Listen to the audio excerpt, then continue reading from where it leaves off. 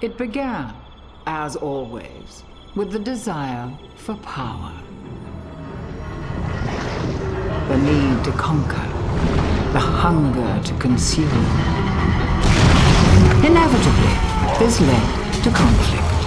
Humanity fought an endless battle against itself, until it was forced to unite against a power far greater than it had ever known.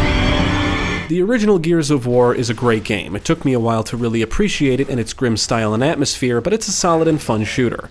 It was followed up by Gears of War 2, and this is the game I remember very fondly.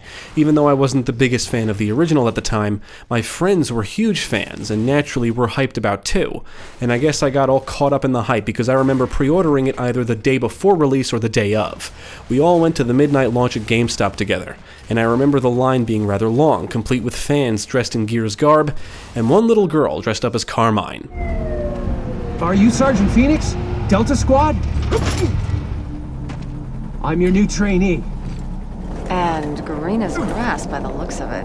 Ultimately, Gears of War 2 became one of my favorite entries in the series. Developed by Epic Games and published by Microsoft Game Studios, Gears of War 2 was released for Xbox 360 in November 2008.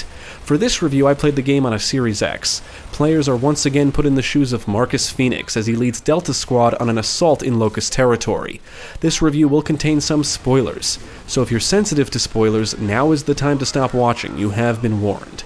Now let's take a look at Gears of War 2 and how the war with the Locust progresses.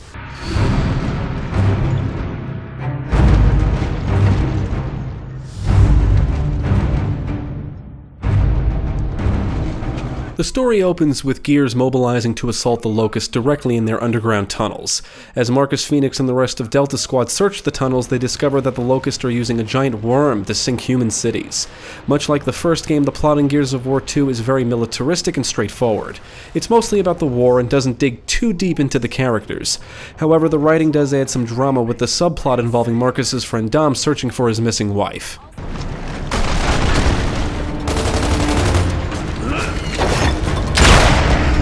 Gears of War 2 is a cover-based third-person shooter, and most of the mechanics from the first game are carried over.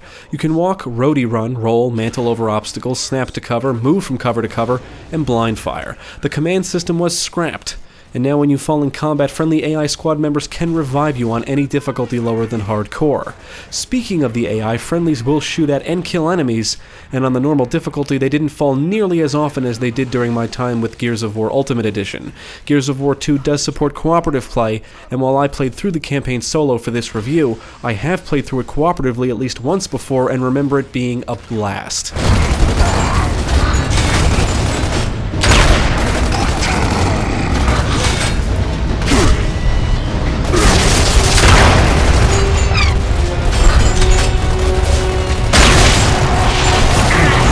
Now, even though the friendly AI does prove to be somewhat competent, any kind of planned attacks will work better when playing with another person. There are several areas in the game where the squad will split up, and many encounters are set in more open-ended areas, allowing for different approaches and flanking opportunities. This is war, and much of the campaign has you going from one firefight to another, moving from cover to cover, and popping out to get shots off. One exception to this is the deleted scene, otherwise known as Road to Ruin, which gives you the option to go in all guns blazing or take a stealthy approach. Most of the time it's always wise to stay in cover when the bullets start flying, and luckily there's always plenty of objects and structures around to use as cover.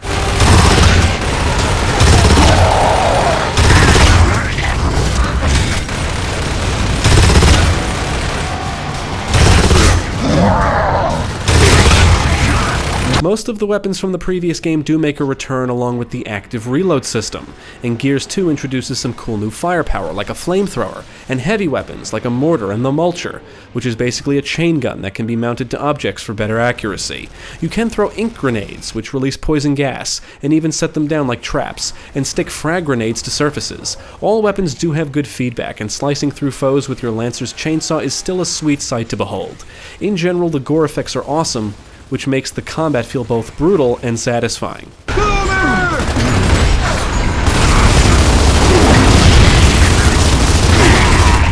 The violence and gore does seem amped up a bit more compared to the last game, so kills feel even more rewarding, and you'll often be able to trek through blood and body parts after a firefight, which is awesome. Blood will gush, explosions will turn enemies to gibs, and certain weapons can rip them apart, and their body parts and blood will be littered all over the battlefields. Gears of War 2 also features some awesome new mechanics, like being able to use downed enemies as shields that you can execute when they're no longer of use to you.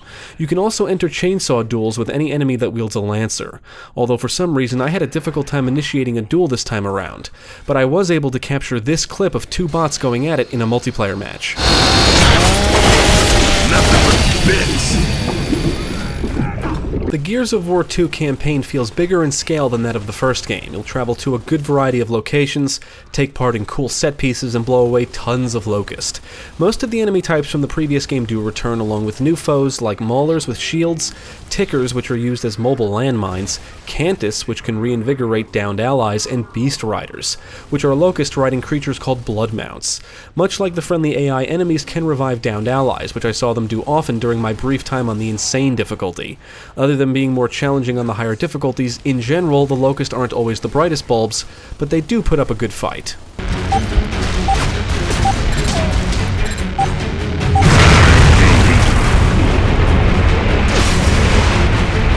Now, most of the campaign has you running from cover to cover and blasting away foes in traditional Gears of War fashion, but Gears of War 2 does break up the typical action with some really cool set pieces and puts you in several fun combat situations.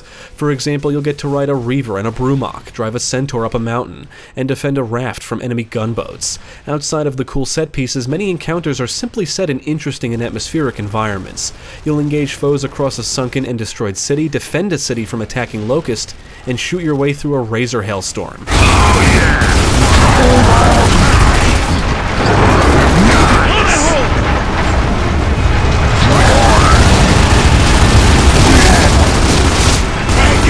I really enjoyed the environmental variety in Gears of War 2. I particularly enjoy the underground Locust areas. The game gives you a glimpse at their civilization, but the way their buildings and structures are designed convey a hellish and evil atmosphere.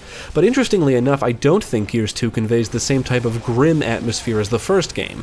It doesn't feel as dark and eerie. However, I do think the environments are more interesting, from snowy towns and mountains to underground tunnels and caves to sunken cities. It all makes for a great sense of scale, and as a result it felt like a cool adventure.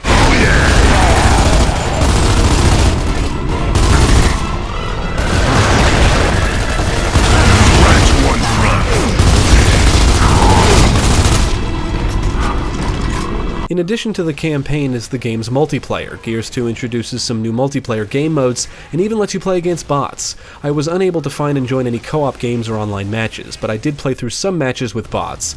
They're not as competent as actual players, but they do alright. I think one of the more unique multiplayer modes introduced is Horde. Up to 5 players can team up to fend off waves of Locust enemies, complete with a scoring system, but unfortunately this mode does not support bots.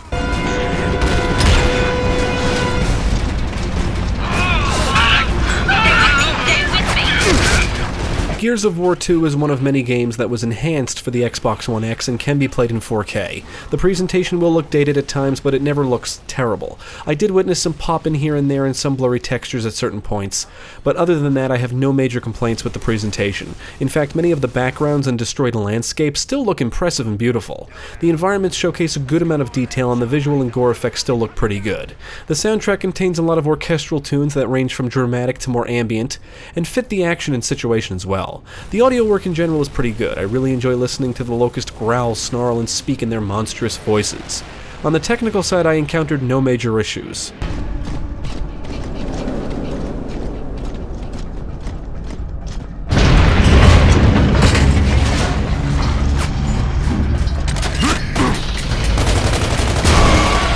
Now that I've played the first 2 games again, I still enjoy the campaign in Gears of War 2 more. It's an action-packed adventure. Plus, the new little features like meat shields and chainsaw duels are really cool. I love the environments, I love the atmosphere and tone, and I love the action. Furthermore, the campaign can be enjoyed with a buddy. The multiplayer is expanded, and the new Horde mode is cool.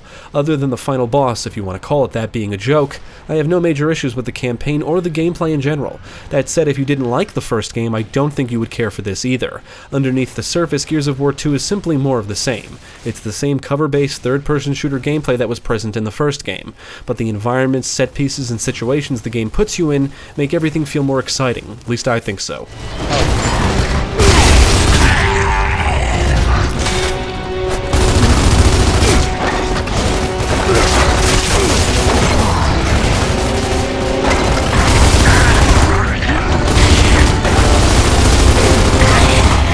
I would absolutely recommend Gears of War 2. It's one of my favorite games released for Xbox 360. It's a solid action game and third-person shooter with a fun campaign and brutal combat that can be enjoyed solo or with a friend. It's the kind of game I can revisit frequently and still have a great time. It may not be revolutionary, but it is well made, and should cater to those looking for some good and violent third-person shooter action. Definitely check it out.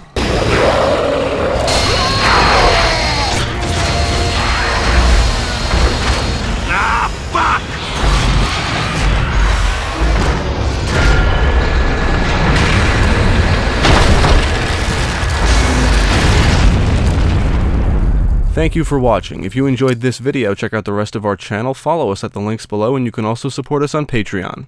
If you're interested in more gaming content, check out our friends over at Gamecast.